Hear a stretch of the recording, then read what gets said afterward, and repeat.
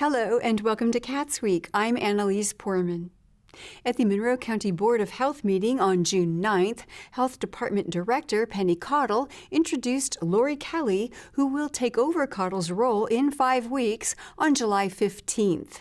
County resident Andrea Ford expressed concern about the proposed merger of the county health departments. I've heard some discussion on the public health and the governor meeting on centralization or the merging of county health departments in different areas of the state. Because of the differences in county to county needs regarding response to public health issues, how can we ensure that local control remains intact? If this is something that is being considered, how will counties such as like Greene or Lawrence or Brown County surrounding Monroe, for example, be able to exert accountability or voice concerns in a meaningful way when we don't have any control over who's elected in Monroe County? So if there's an umbrella and one county, making decisions for everybody, how can surrounding counties exert their concerns? Cottle addressed her concerns and told her how to give her comment to the governor's commission. Later, clinic manager Lori Terrell gave an update on the public health clinic. We have some outreach clinics. So we have an outreach clinic this Saturday. We have about 60 people signed up. That's a full wellness clinic. So we'll be doing A1Cs, blood pressure screens, cholesterol screens, as well as offering COVID vaccines into that group. We have the Futures Planning Clinic scheduled with Monroe County Health Department, and that is on the 14th from 9 to 11. And then on June 25th, we have at the Housing Authority, we're doing a family fun night. So we'll be doing COVID testing, looking at immunization records to see who may be needing immunizations and having education and talk to them about getting those scheduled. Cottle gave an update on the community level of COVID-19 and vaccination rates.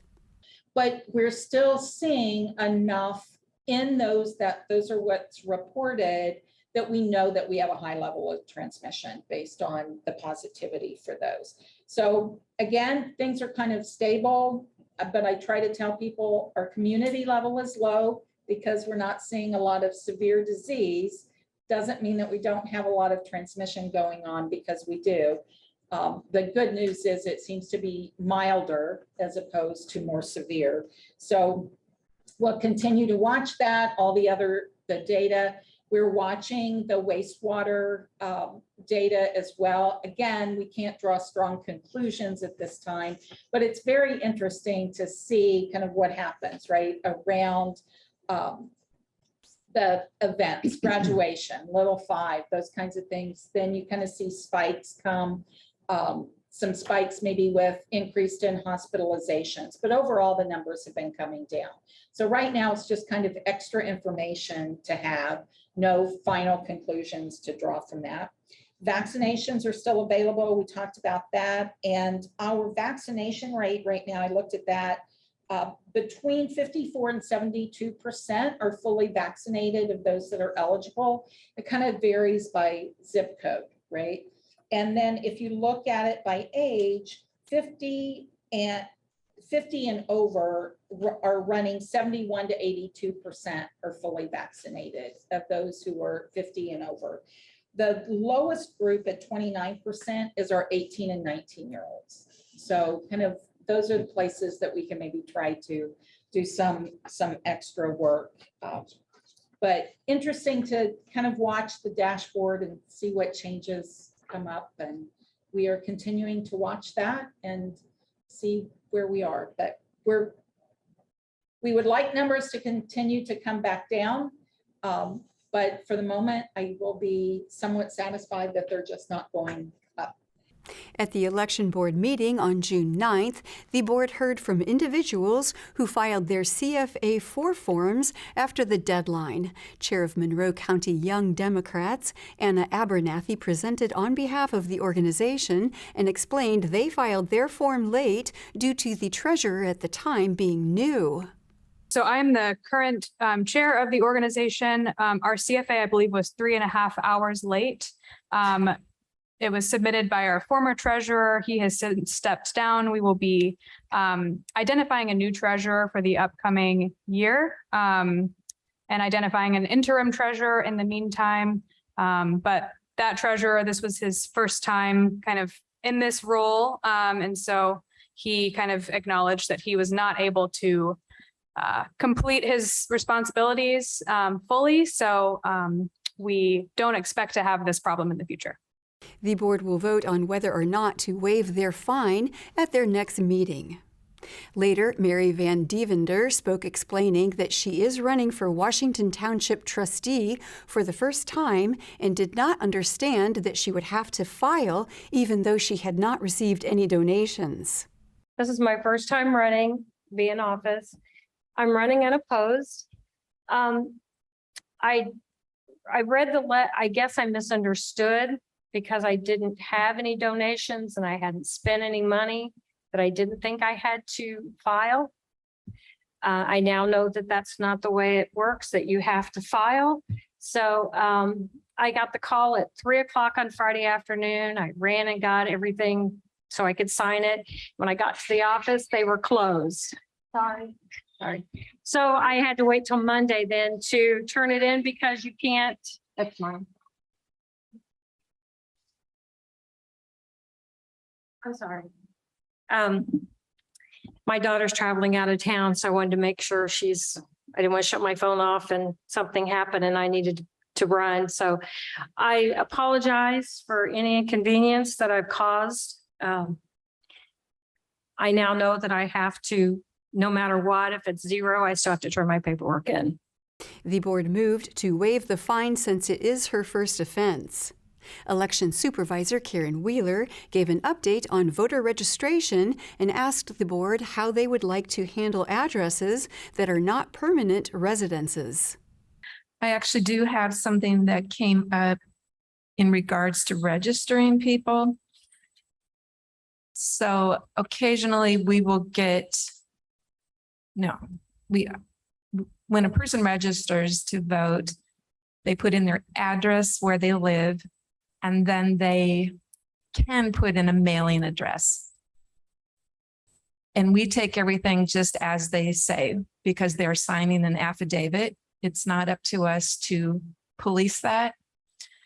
We've come across some things that people are registering in inappropriate places, perhaps a commercial building, which could be a hotel or a motel, or which they could be living there, or probably more likely they're registering at the post office address, not a PO box, but using the post office address, that physical address.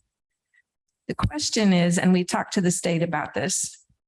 So if you are registering that person and you know that that is a wrong address, like they cannot be living at the post office, is it our responsibility to reject that? And if you say yes, then that means, do we check every address that is out there, which is almost impossible. So, and the problem is you can take two different views on that. It's like, well, I know they don't live there, so I'm going to reject them, or I'm going to call them. Or do I see something that I go, that doesn't seem right? But you have to remember that a homeless person can literally register at a Kohl's parking lot. If that's where they sleep at night, that's where we register them. If they sign that affidavit, that's where they live. So the problem is, if you have more knowledge, do you go with it? But you have to always keep everything uniform and non-discriminatory. So if you do it for one, you have to do it for all. And the state, we wanted to know what is the regulation. And they said, it's actually up to the election board. You have to rule on this. Do you want us to take everything as face value, or do you want us to go in to check Elevate and see pictures or call them? I can tell you my opinion if you want to hear it. Maybe you can hear it in my voice. or if you want to ask me some questions about that. The board voted unanimously to accept the information filled out on the affidavit as sufficient and won't require extra verification moving forward. And we'll have more CATSweek after this message.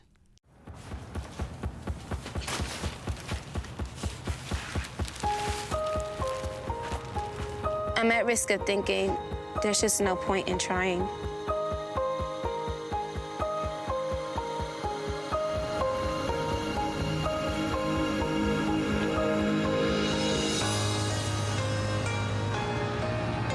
I'm at risk of looking in the mirror and hating what I see.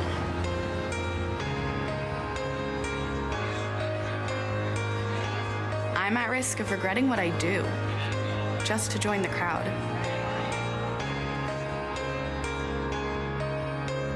I'm at risk of being told not to tell.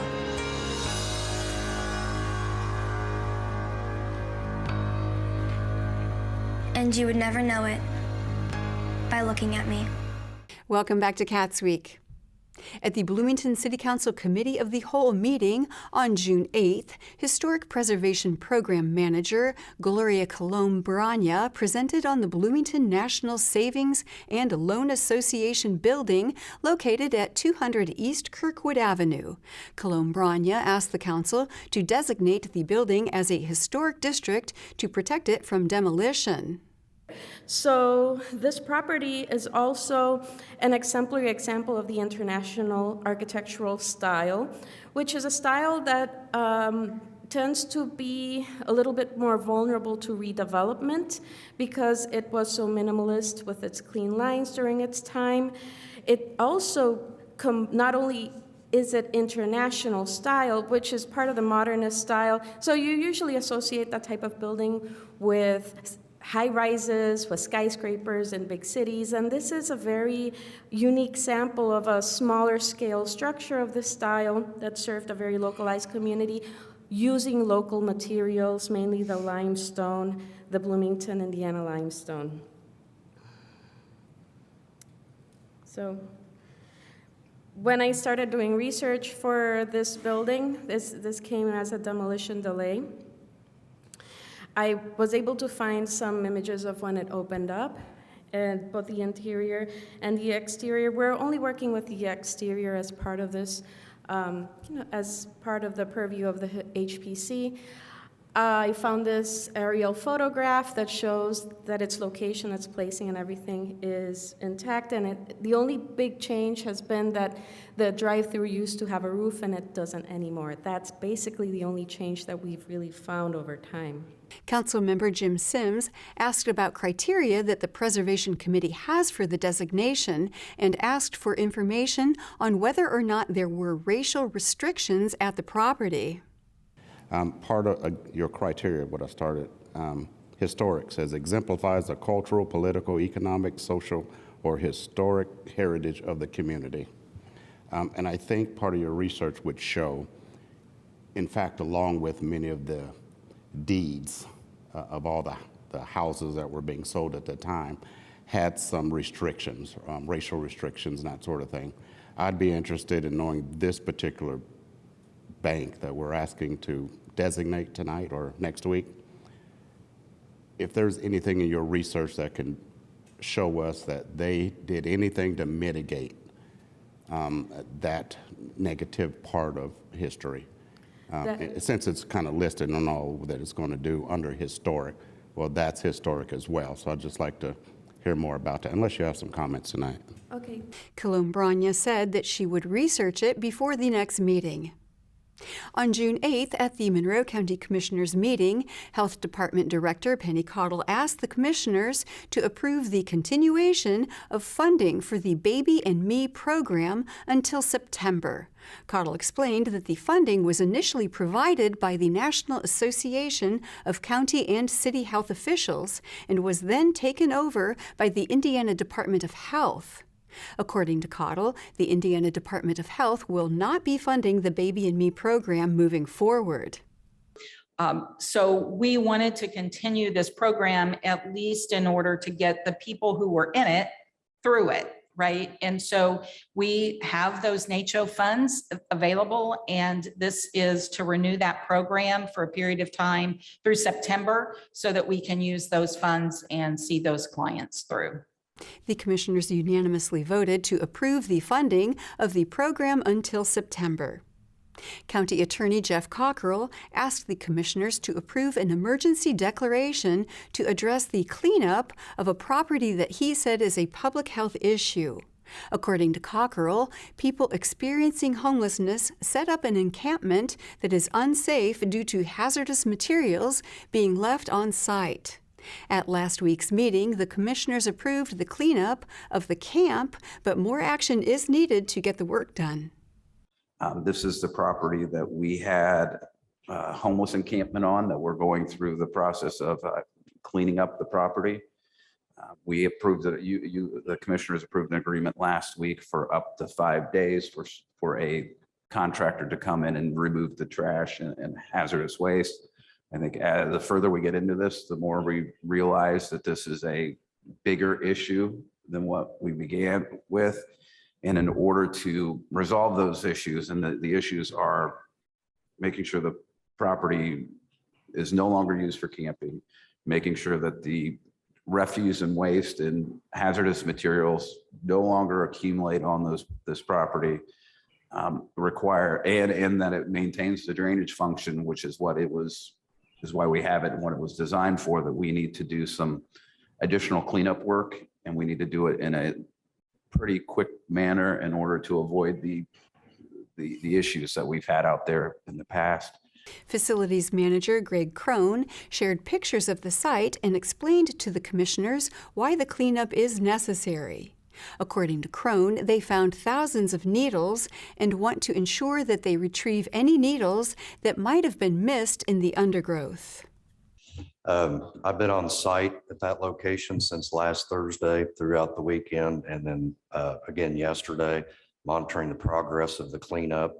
I'd like to start by saying if it weren't for the diligence and the professionalism of the Bio One Company, the Monroe County Highway Department, the Monroe County Sheriff's Department, and the Monroe County Emergency Management Department, we wouldn't have it to the level that it is.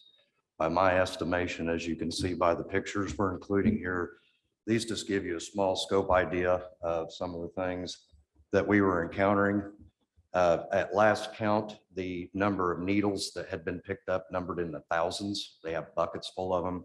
We also have hazardous materials, chemicals that are used in the manufacture of methamphetamine that's on the location that we still have to dispose of.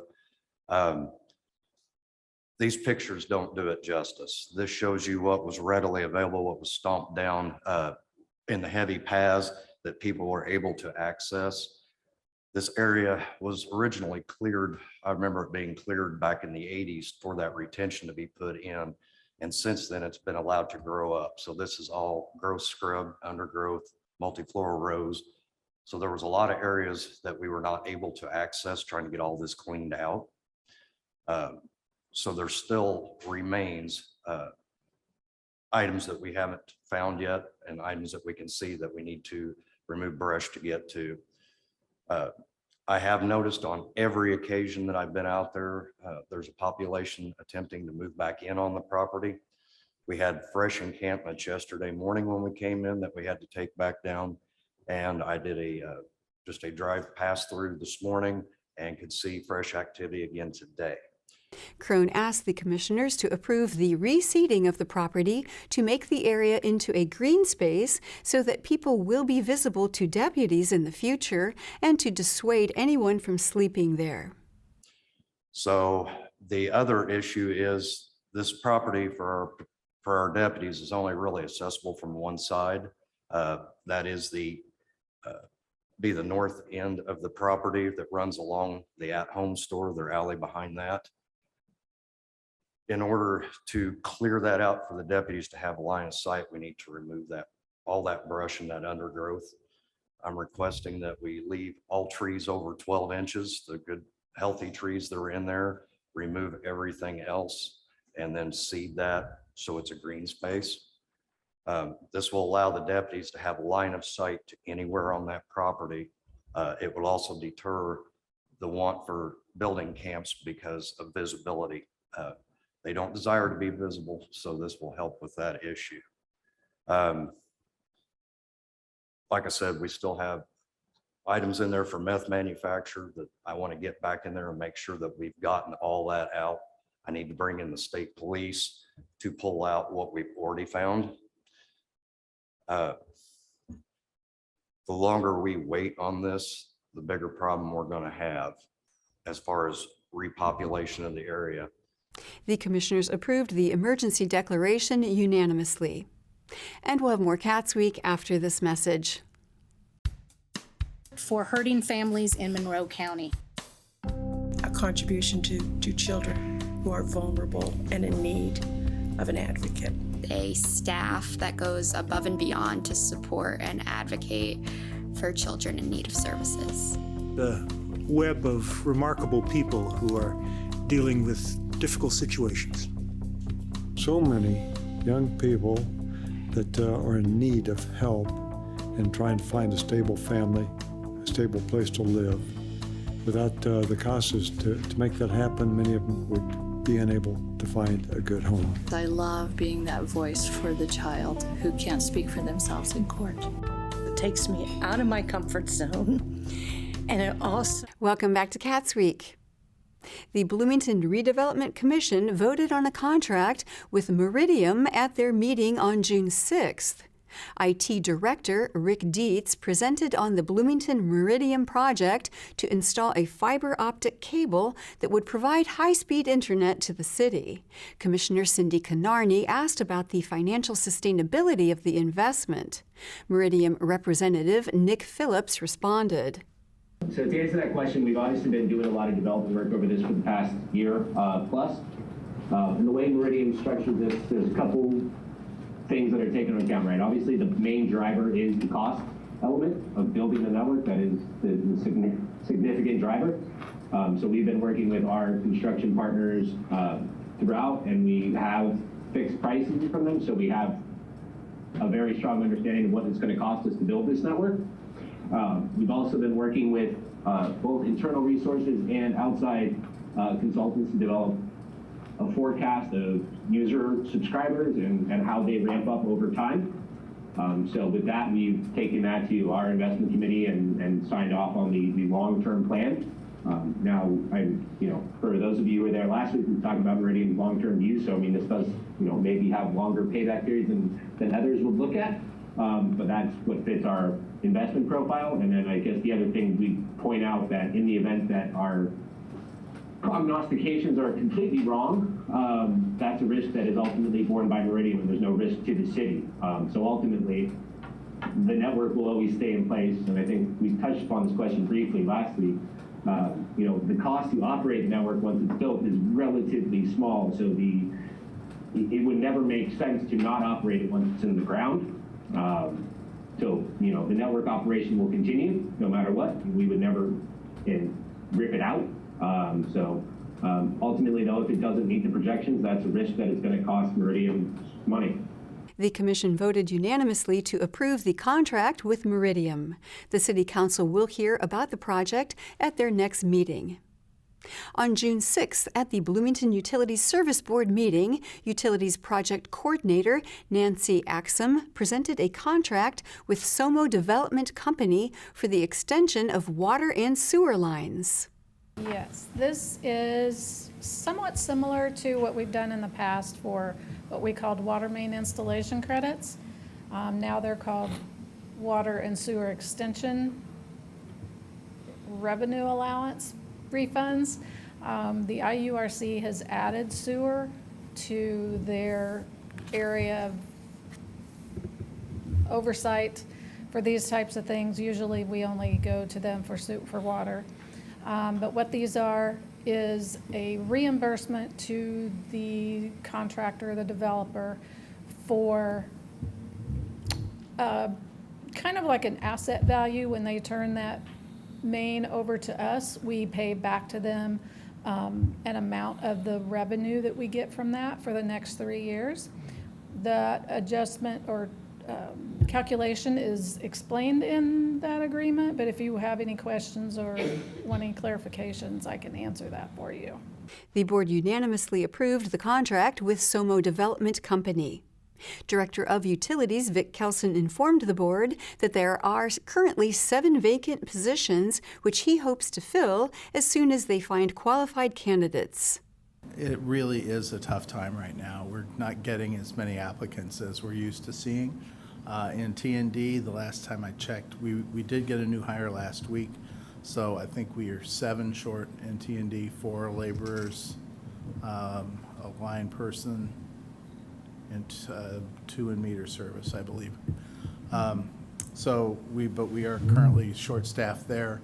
The plants, we have been successful in hiring at the plants, and I believe all our operator positions are filled now. In finance, I think we still have 1, well, with Laura included, we have 2.